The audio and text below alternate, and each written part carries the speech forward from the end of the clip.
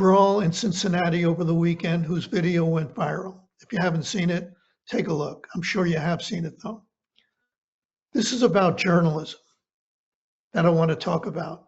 And I'm going to talk very slowly and very carefully because one little mistake and people will be out to get you. I can handle it, but I don't need it. The brawl, the video on the brawl shows a bunch of black people attacking a white man, elderly white man it appears to be. And when a white woman went to his aid, she was sucker punched by a black man and knocked out cold. I've read a lot of stories about this. I want to be very clear to state the obvious. I haven't read every story in the entire United States of America that was written about it, but I read a lot. And none of the stories that I read mention anything about race. Now, as a journalist, I've said before, you don't mention race. You do not mention race when it's not relevant.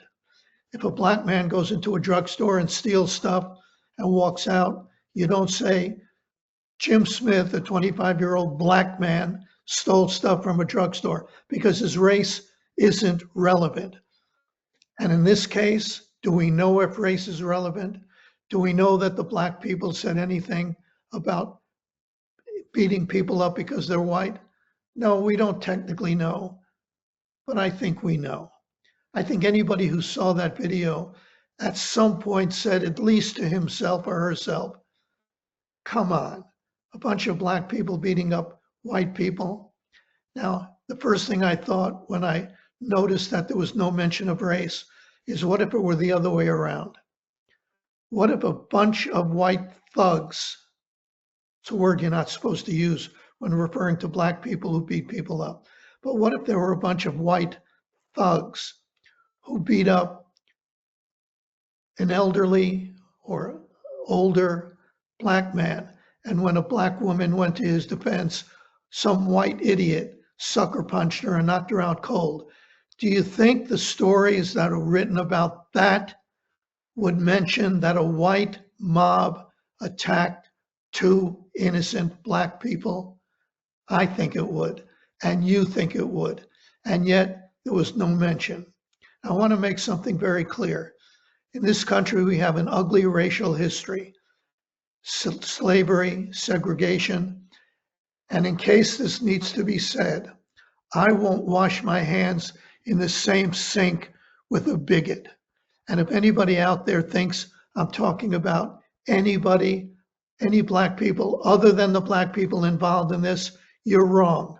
I'm not making any general statements about anybody. I'm only talking about what we saw. I want to make one other point.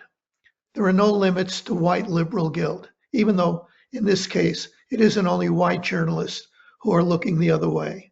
I haven't seen any mention of race in any stories that I've read. What we're seeing here is liberal guilt, journalistic liberal guilt. There will be people out there who want to say, oh, Bernie Goldberg is a bigot because he mentioned this. No, Bernie Goldberg is a journalist who isn't going to ignore the elephant sitting in the middle of the damn room.